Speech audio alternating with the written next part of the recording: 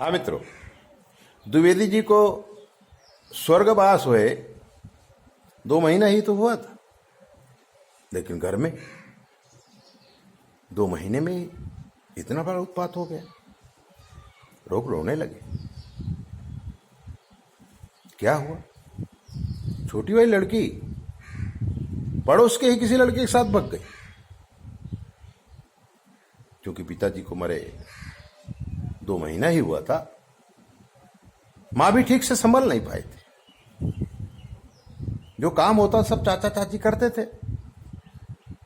मां अपनी एक रूम में बैठे बैठे द्विवेदी जी की याद में लगभग रोते ही रहते थे। अब आपको बताऊं द्विवेदी जी कौन थे। द्विवेदी जी गोरखपुर से आए हुए थे। अहमदाबाद आए, सब्जी का व्यापार शुरू किया,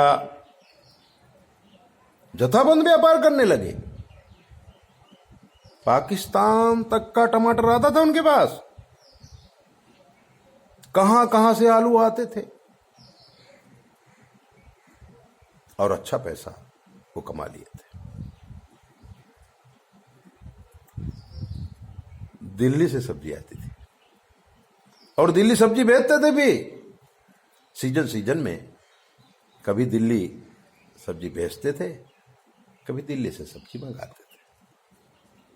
और सारी चीजें जहां पर जिस सीजन में होती हैं वो मंगा ही लेते थे, और अच्छी प्रतिष्ठा हो गई थी सब्जी के व्यापारियों। द्विवेदी जी मन के भी बड़े अच्छे थे। अच्छा बंगला बनाया था, 2 लड़कियां थी, 1 लड़का था, और ऐसा पैसा कमाए थे कि लड़के को व्यापार में न लेकर के सीए बनाया, उसकी शादी की, और लड़के ने कहा मैं बंबई में प्रैक्टिस करूंगा, तो बंबई में मकान भी ले दिया। और पति पत्नी यानी सीए लड़का और वो अपना बंबई में अपना काम करने लगे। लड़की भी सीए थी। एक लड़की की शादी भी कर चुके थे यहीं अहमदाबाद में ही। लड़की भी काफी सुखी थी। लेकिन जो छोटी लड़की थी वो पढ़ने में बहुत होशियार थी, और कहती थी मैं डॉक्टर बनूंगी, लेकिन डॉक्टर बन नहीं पाई। तब वो ऐसे ही कुछ डिग्री पढ़ने लगी और रिसर्च करने लगी। जो खून वगैरह चेक करते हैं लेबोरेटरी में, पढ़ाई करने के बाद लेबोरेटरी में नौकरी करने लगी। द्विवेदी चाहते थे इसकी शादी कर दे। 1-2 बार उन्होंने प्रयत्न भी किया, लड़की ने मना कर दिया, मैं शादी नहीं करूंगी। और इसी सोच में और अपना जीवन काल पूरा होते ही द्विवेदी जी तो स्वर्गवासी हो गए। द्विवेदी जी निकल गए। छोटे भाई थे, चाचा जी जिसको बोलते थे, वो भी आ गए थे। तो सब्जी के व्यापार में चाचा जी काफी मदद करते थे, और घर में एक ही साथ में दोनों भाई रहते थे। चाची भी अच्छी थी और पूरा घर संभालती थी। व्यापार में कोई तकलीफ नहीं हुई। लेकिन एक दिन सुबह सुबह घर में कोहराम मच गया, क्योंकि द्विवेदी जी की जो लड़की छोटी वाली थी सुधा, वो एक लेटर लिख के अपने बिस्तर पर रख गई थी और भाग गई थी।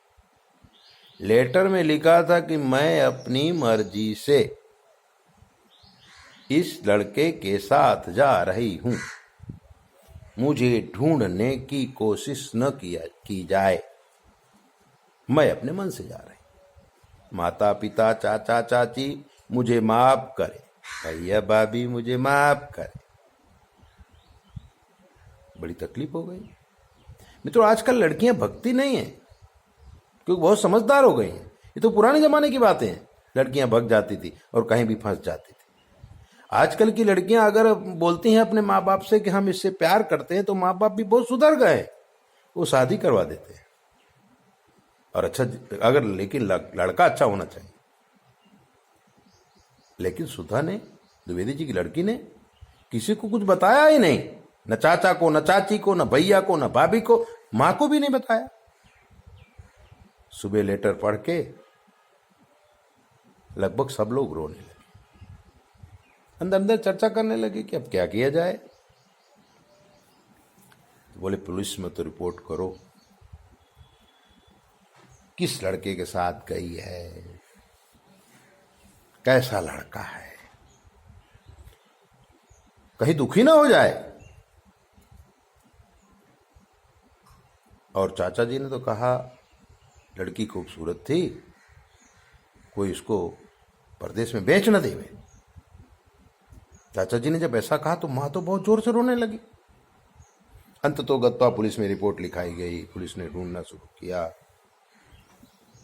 क्योंकि मोबाइल नंबर उसने बदला नहीं था, सिम कार्ड फेंका नहीं था, तुरंत पकड़ गए। यहीं पर उसने भूल कर दिया, मोबाइल के द्वारा लोकेशन पकड़ा गया और दाहोद में वो लोकेशन मिला। अहमदाबाद से थोड़ी सही दूर में दाहोद है, और पुलिस ने तुरंत उनको पकड़ लिया, पकड़ के अहमदाबाद ले आए। माता पिता के सामने, चाचा चाची के सामने, भाइयों को, भाई भी आ गया था। सब लोगों ने पूछा भाई ऐसा क्यों किया, हम अगर तुम्हारी शादी कर देते, अगर तुम हमको बताते शादी कर देते, इसमें कहाँ कोई छुपाने वाली बात। तो उसने कहा कि ये है लड़का, आप इससे पूछ लीजिए और आपको ठीक लगे शादी कर दीजिए, और अगर आप नहीं भी करेंगे तो भी मैं तो इसी की शादी करूंगा। भैया ने उस लड़के से बात किया। लड़का 10वीं पास था और काम क्या करता था, गैरेज। और लड़की को बोला था कि मेरा गैरेज है, मेरा रहने का मकान तो छोटा मोटा ही था, लड़की को मालूम था।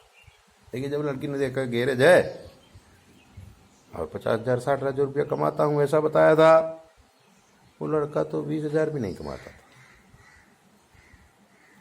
लड़के ने कहा ठीक है मैं शादी कर दूंगा, लेकिन अभी आप लोग, आप अपने घर जाओ, मैं अपनी बहन को ले जाता हूं और अच्छा मुहूर्त दिखवा के तो इससे शादी कर देते।